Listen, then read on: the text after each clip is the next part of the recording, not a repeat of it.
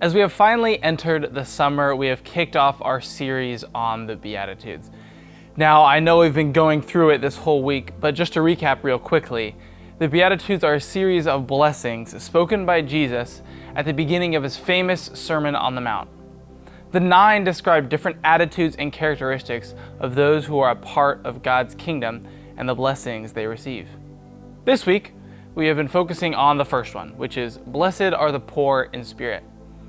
Now, to be completely honest, almost every time I hear this one, my first reaction goes to, blessed are those who are sad, or down, or weak. For some reason, it never clicks the first time I hear this what Jesus is trying to get at. The poor in spirit means to recognize our true, deep need for God. It's us being honest that we cannot do anything on our own. We need Him for all things.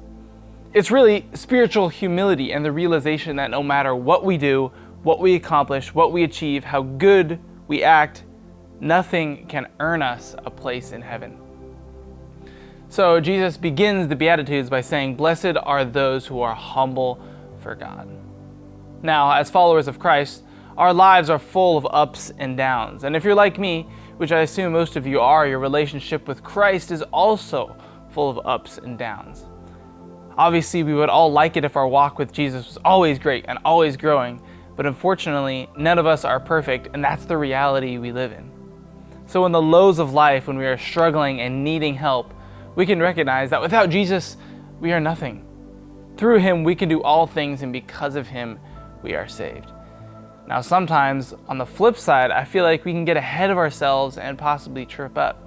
You see, when things are going great in life, I know sometimes I can start to think that it's my doing, or I don't need God that much, or I can take some days off from spending time in the Word. I mean, life's going good, right? You see, it's in these moments where we need to especially thank God and praise Him for all the goodness He's blessed us with. Because both the highs and the lows, it's from and for Him.